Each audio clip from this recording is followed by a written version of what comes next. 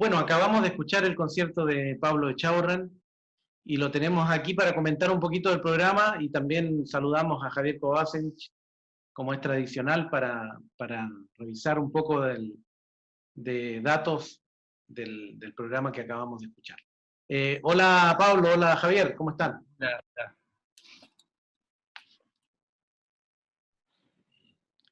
Pablo, cuéntanos un poquito, ya en otras entrevistas hemos hablado de tu trayectoria, pero cuéntanos brevemente un poquito para los que no te conocen y están conectándose por primera vez a una de estas transmisiones, que esperamos que se la repitan y vean los otros conciertos que hemos preparado y que ya se han ido estrenando a través de la cuenta de Glaciar Digital en su canal de YouTube. Un poquito de tu trayectoria, de tu formación y después nos vamos de lleno a los comentarios sobre el programa. Dale, Pablo. Bueno, yo partí de muy chico tocando piano a los 5 años de manera particular aquí en Chile. Estuve harto tiempo de manera particular.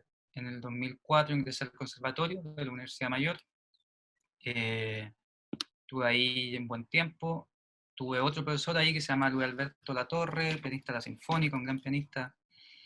Y estuve con él harto tiempo. Terminé el grado acá en Chile y un tiempo después me fui a Estados Unidos donde hice un posgrado, un magíster en música. Eso básicamente, digamos, en Chile y en Estados Unidos básicamente ha sido mi formación. Bueno, y también como pianista he tenido la oportunidad de tocar muchos conciertos y también me recuerdo hace un par de años tocaste con la Orquesta de Cámara, ¿no? Concierto de Schumann, si no me equivoco. ¿Mm?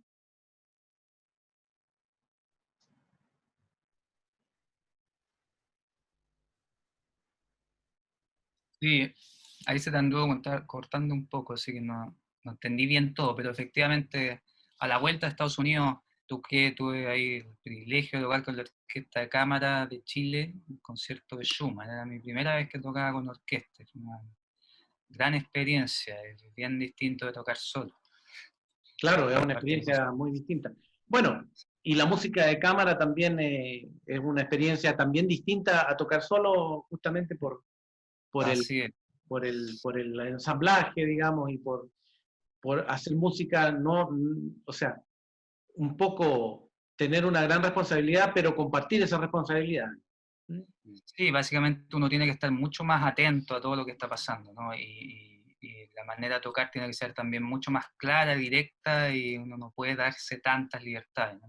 Es tocar, digamos, en conjunto, o sea, es eso literalmente, no tocar solo. Pablo, y tú contabas que habías estudiado con Luis Alberto, que es un gran pianista, todos lo conocemos, y trabajaste varios años con él, digamos. Me imagino que esa fue una experiencia bien importante en tu formación. Sí, sin duda, estuve 6 años con él. Yo venía de una formación distinta, una profesora rusa, mucho tiempo estuve con ella. Hubo un momento ahí que decidí, yo me salí del piano un tiempo, estuve 2 años sin tocar y cuando volví volví con la Torre de Alberto. Y sí, con él aprendí muchísimo, muchísimo.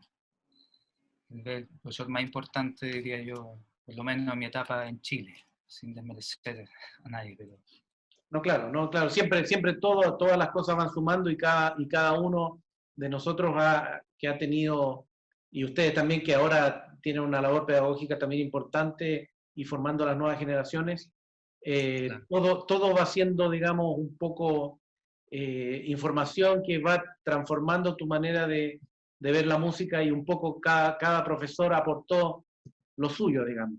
Normalmente pasa, quizás es un mal endémico que tenemos en Chile, eh, que, que, de repente pensamos que, por ejemplo, cuando pasan cosas así, que en Europa uno lo ve muy a menudo y no pasa nada, por ejemplo, que alguien cambia de profesor, y entonces a veces eso es un conflicto más o menos importante. Sin embargo, podría no serlo y todo lo contrario, ser un enriquecimiento en la formación. Yo siempre he pensado que Sí, claro. uno debiese estudiar 3, 4 años con un profesor obviamente Sí, cuando es muy chiquito, bueno, hay más tiempo que hay que hacer cosas de formación, pero tener una experiencia de 2, 3, 4 años con un maestro es como para sacarle el jugo completo, digamos. Sin duda, hay veces que el cambio es necesario para uno lo va sintiendo. Y bueno, la etapa que estuve con La Torre fue más la etapa en que yo me lo empecé realmente a tomar más en serio, porque antes era un poco... Era muy niño también. Sí, estuve, claro, muy chico con ella, con la profesora rusa, y ya con La Torre me lo empecé después de un tiempo a tomar más en serio, a pensar que era algo que iba a hacer. Entonces, Claro. Ahí tendrías 14, 15 años en ese momento. cuando inicié con La Torre tenía 17 años. Ya, claro, era la época ya en que ya tienes que tomar la decisión de vida, digamos. Claro, claro, exactamente. Claro. Así pues. Bueno, aquí tenemos a Javier que nos va a hablar y además que tiene mucha experiencia en muchos profesores que han pasado por su formación. Así que él nos puede contar también desde su experiencia todo lo que significa, digamos, también. Después uno en perspectiva lo ve como una cosa positiva, obviamente, porque saca siempre en limpio cosas que de repente tú al atacar una partitura dices, mira, realmente esto lo aprendí de esto, es una información que saqué de acá. En Europa, por ejemplo, es muy común que uno en los veranos va a los cursos de verano, digamos, magistrales, donde tiene la oportunidad de tener clases con otros profesores que a veces son de la misma escuela donde uno estaba. Y eso es una cosa muy enriquecedora y incluso yo recuerdo haber tenido conversaciones también de este tono, que a veces el profesor adecuado para el alumno adecuado no necesariamente es uno u otro, y no porque este profesor sea mejor o peor, sino que a veces la unión, digamos, la conexión entre el alumno y el profesor se da de mejor manera por carácter, etcétera, etcétera. Entonces, eso de repente es muy importante tenerlo claro, digamos. Y de todo, en todos los ámbitos, tanto del profesor que de repente le puede decir a un alumno, oye, ¿por qué no pruebas con este maestro que me huele que podrían andar mejor? Que no sé. Son cosas que son enriquecedoras y al final uno termina haciendo una síntesis de todo eso, digamos, de toda la formación que hizo con los profesores que estuvo de manera estable, como también con las clases magistrales que pudo asistir. Oye, Javier, cuéntanos un poquito del programa que interpretó Pablo hoy día en este concierto. Bueno, para comenzar, quisiera señalar que este 2020 estamos conmemorando los 250 años del natalicio de Beethoven. Nació en 1770. Uno de los compositores más importantes para la historia de la música en general, y sobre todo occidental. Además de destacar como virtuoso del piano, también fue un compositor muy osado y original, al cual se le atribuye el inicio del romanticismo musical, ¿ya? El romanticismo existía en literatura, pero sabemos que la música siempre va un poco más tarde que otras artes en los movimientos, y Beethoven se considera uno de los primeros músicos propiamente románticos. Se debe a varios motivos esto. Podemos pensar, por ejemplo, que en el siglo XVIII no era muy bien visto, y especialmente en los círculos aristocráticos, que uno mostrara demasiado evidentemente las emociones que sentía. Ni tampoco se esperaba que los artistas te produjeran sentir como un vacío interior, o alguna emoción muy fuerte, o que te turbara. La idea era que no hubiera grandes tribulaciones en el arte, para empezar. Por otra parte, la música instrumental cumplía un rol que era de acompañamiento o de entretención. Funcionaba por encargo. Teníamos a músicos como Haydn, por ejemplo, cuya producción musical estaba totalmente determinada por lo que les fueran encargando sus superiores, digamos. Si el superior quería música religiosa, música religiosa. Si el superior no quería, por ejemplo, que hubiera violín, no había violín, y así. Incluso para que se hagan una idea, una vez Haydn firmó un contrato para trabajar como maestro de capilla, y en el contrato salía que tenía que limpiar las pelucas de los músicos, fijarse en la disciplina, que se cumplieran las normas de presentación, etc. O sea, el músico tenía un rol muy servil. Pero Beethoven cambió esta perspectiva.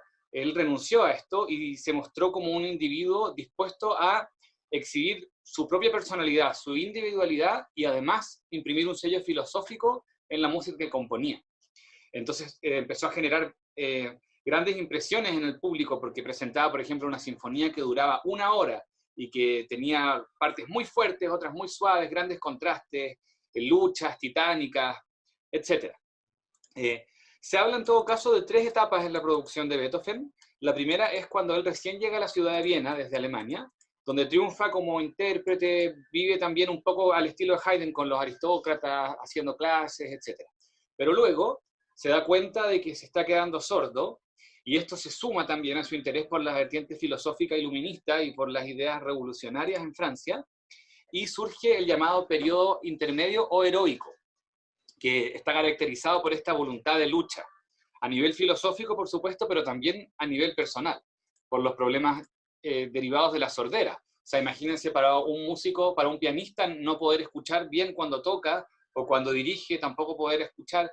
Fue muy complicado, de hecho tuvo que ir abandonando su carrera de intérprete, y finalmente abandonó del todo la vida social y se recluyó en Heiligenstadt, que era un distrito agreste por ese entonces. La sonata que Pablo interpretó es muy especial, pertenece a este periodo intermedio, porque fue compuesta en 1811. Lleva por nombre Los Adioses, y esto es importante decirlo, hay muchas sonatas que tienen nombres, por ejemplo, la Patética, la Claro de Luna, la Pequeña Patética, etcétera, etcétera, pero esos nombres no son obra de Beethoven, sino que fueron atribuidos por editores en forma posterior. La Aurora, la Waldstein, etc. Pero en el caso de esta, se cree, si bien no está 100% comprobado, que fue el mismo Beethoven quien voluntariamente decidió remitir a la imagen de una despedida, y que la llamó él mismo Los Adioses. Aunque hay otros musicólogos que dicen que no. Pero en fin, sí, por lo menos hay una vertiente importante de historiadores que piensan que Beethoven sí la llamó así. Incluso cada movimiento tiene un nombre. El primero se llama La Partida, y tiene una introducción bastante emotiva, después de la cual se produce un contraste de manera constante entre partes agitadas y otras más líricas, ¿ya? O sea, es un movimiento que está permanentemente fluctuando entre algo que es como ansioso y otra cosa que es muy apacible. Luego tenemos La Ausencia, que ya tiene un carácter marcadamente más dramático, con muchos acordes disminuidos, intrigantes, y melodías que son muy, muy hermosas realmente. Siempre, claro, recordemos que estamos todavía en el periodo clásico, entonces se requiere cierta mesura. Me imagino ahí, yo no he tocado esta sonata, pero que este movimiento debe ser muy difícil encontrar ese punto medio, donde uno sea expresivo, pero tampoco llegando a sobrepasarse. Luego tenemos porque además es un movimiento andante, ¿eh? Eso significa que es un pulso que es como parecido al de una marcha, cuando uno camina. No es demasiado rápido ni tampoco lento, tiene que ir avanzando. Y luego tenemos un pasaje de transición muy breve para concluir con El Regreso, que es una sección muy virtuosa y muy alegre, y que en realidad para algunos es una danza rápida, por el ritmo que tiene, que es ternario. Pa, pa, pa, pa, pa, pa, pa, pa. Y a pesar de ello, antes de terminar, se entrega un espacio para la reflexión.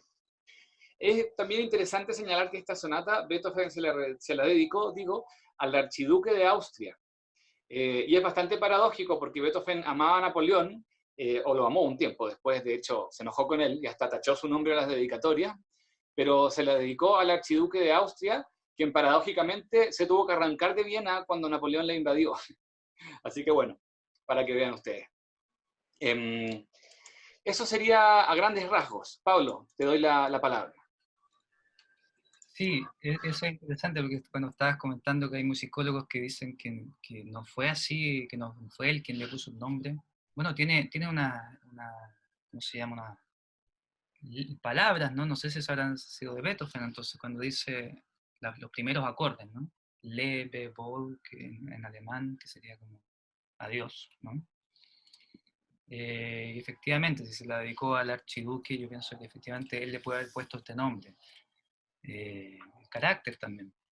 Y sí, bueno, Beethoven se decepcionó mucho de Napoleón después, pero esta sonata forma todavía parte del segundo periodo compositivo. Siempre se habla de 3 periodos compositivos en Beethoven.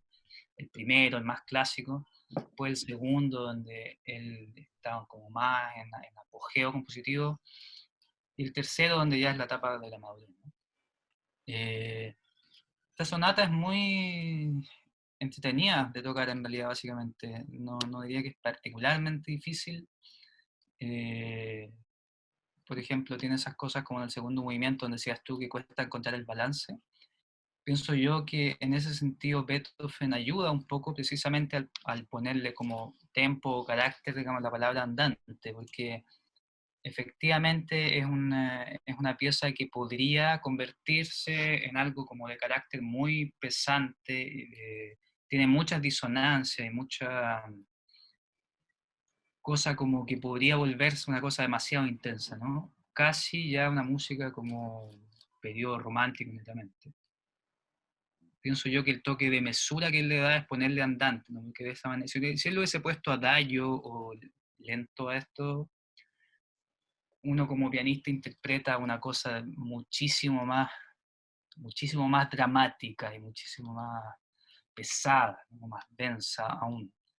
Entonces el hecho de que le ponga andante, uno entiende que tiene que ser llevado de cierta manera, no tan lento, que las cosas no son tan intensas como, no porque él no las sintiera intensas, sino porque él todavía tal vez no estaba en ese punto, digamos, realmente de transición al romanticismo en el que estuvo después. Bueno, una sonata el tercer movimiento es particularmente entretenido de tocar, muy como de harto virtuosismo, muchas cosas así como livianitas y rápidas, un tema muy característico bueno, Beethoven es muy interesante, pienso yo que Beethoven es uno de esos hitos musicales que aparecen en la historia de la música. Sí, pienso que el primero podría ser Bach, y Beethoven pienso que es como de esos, realmente esos hitos, esos compositores que si no estuvieran en la historia, cambiarían la historia. O sea, la historia sería diferente sin ellos, probablemente. Entonces, compositores que después de ellos, o sea, que generaron un cambio para todo lo que vino después. Y Beethoven es uno de ellos. Y pienso yo que en parte es porque en un periodo clásico, ¿no? Como de alguna manera, como de revivir ciertos valores, como del Renacimiento, de la Grecia clásica, a su vez, digamos, el tema de la proporción, ¿cierto? Tomado del arte griego, digamos, o renacentista, pero llevado a la música, por eso está esta forma tan clara, forma sonata. Y también como que en la mesura, ¿cierto? Muchas veces como de salón, ¿cierto? Beethoven empieza ya como a realmente a dejar esto atrás, como a casi tener una especie de actitud frente a esto, como casi despectiva frente a esta como costumbre, esta aristocracia, donde empieza ya a hacer otro tipo de música muy rupturista, que para gente, no sé, me imagino en la época conservadora, generaba mucho que hablar. De hecho, se le consideró en muchos momentos a Beethoven como un loco, como una persona que ya estaba fuera de sus cabales. Él ayudaba también con su personalidad, que era un carácter bastante especial, muy irascible, una persona difícil de tratar. Pero él tenía este ánimo rupturista, ¿no? De no complacer a la aristocracia, sino como él estaba persiguiendo algo mucho más allá de eso. Entonces fue considerado un loco, pero ese fue el precio que él tuvo o quiso pagar, digamos. Después se le dio su propio reconocimiento. Bueno, quizá Pablo, Javier, por esto mismo que tú comentas, hay algunos que dicen que Beethoven fue el primer compositor, ¿ah? Porque un poco los demás genialmente mantenían, digamos, un poco las estructuras y con mucha creatividad, etcétera, etcétera, pero pero él como que, de alguna manera, como un juego de palabras, compuso una música nueva, digamos. ¿Mm? Entonces, Sí. en ese sentido, podría ser. Y otra cosa que sería, quizá, no sé cómo lo ven ustedes, estas acotaciones de texto que aparecen en las partituras, digamos, y ya empiezan a aparecer más, más a menudo en esta etapa, porque recordemos que en la música barroca, en Bach, no, aparte de las notas no salía nada. Y ahora cuando empiezan a aparecer, por ejemplo, esto que tú comentabas, la despedida, el regreso, digamos, la ausencia, al intérprete también eso lo invita a tener que buscar con sus manos algo que te evoque esa clave que te está dando el compositor, digamos. ¿Mm? Claro, exactamente. Entonces, de alguna manera, es como un punto que hay que lograr transmitir, digamos. Más adelante va a pasar, yo siempre comento, en Debussy muchas veces uno ve cosas que dice lejano, por ejemplo. ¿Ah? Entonces tiene que tocar lejano. O más lejos, con Scriabin cuando dice con delicia, o cuando dice divino. Entonces, Claro. y eso hay que lograrlo. Digamos. Está en la imaginación, en el fondo. Claro, Exacto, Beethoven exacto. no llega a ese punto. Y a través del sonido lograr hacer esas cosas. Y aquí, por ejemplo, en esta sonata, yo diría que también hay harto de eso, digamos. ¿Ah? Que cuando tú empiezas a tocar esos acordes primero, tu mente está en los acordes, pero también está en el concepto. ¿Mm? Sí, diría que en ese sentido, en ese concepto el que habla del el adiós, digamos, asumiendo que efectivamente Beethoven lo haya pensado, digamos, como un adiós y que él le haya puesto el nombre, ¿no? Aunque no lo haya hecho, pero digamos, si uno lo cree, Aunque no lo haya hecho, claro. claro. Pero una sonata muy, muy emotiva, como que realmente evoca una especie de nostalgia. Él parece que tenía mucho cariño por esta persona, el Chibuque. Es una de las pocas personas con las que pudo entablar una amistad, Beethoven. Y parece efectivamente como un muy sentido homenaje. Y eso es, claro, todas esas, digamos, palabras, digamos, que él te pone como el adiós, la ausencia, el retorno, evocan derechamente el carácter que él está, digamos, eso te pone como en el ánimo, ¿no? Uno como intérprete ahí tiene que, como ser un actor un poco, no es que uno esté actuando, pero interpretar el carácter. Claro. Y eso hace mucho en la interpretación, digamos, y justamente también a veces estos comentarios o las notas al programa, al oyente también lo ayuda a conectarse de mejor manera con las obras, para sentir un poco, o sea, lograr con su imaginación a ver si puede conectar con estos conceptos, ¿no? Bueno, es una sonata de las importantes, en todo caso, de Beethoven, o sea, todas son, digamos, si de alguna manera las 32 sonatas son la Biblia de los pianistas, digamos, es como digamos, yo creo que todos tenemos como una meta, digamos, al terminar nuestros días haberlas estudiado todas, digamos. Es como no muchos lo han hecho, pero por supuesto, claro, no es pero es como una cosa, tremenda hazaña, ¿no? Pero, claro, es una hazaña pero que es como un sueño de cada uno de los pianistas llegar a conocerlo tan a profundidad. Y lo increíble que pasa cuando estás en la 1 y en la última, digamos, como que prácticamente te da la sensación que fueran dos compositores distintos. Entonces, el conocimiento que te permite dar el conocer la obra de pe a pa, si se quiere, en una obra tan grande como la sonata de Beethoven, te permite conocer sus pasos, digamos. Porque obviamente que todo esto de las etapas de Beethoven no las pensó Beethoven para nada, digamos. No dijo, hoy día se acaba la primera etapa, empieza la segunda. Atención que desde mañana me levanto en la segunda, no. no, claro, eso es algo que los historiadores han claro, y que se va Sí. dando, claro, Sí. porque por ejemplo, Bueno. el otro día conversábamos con Javier sobre la OCU26, que tiene esa marcha fúnebre para la muerte de un héroe, también de alguna manera estando en el primer periodo, pero ya es una obra que tiene atisbos, digamos, Seguro. de otras etapas también, digamos, sin duda. Bueno, Pablo, Javier, no sé si quieren agregar algo, si no lo dejamos hasta aquí No por ahora.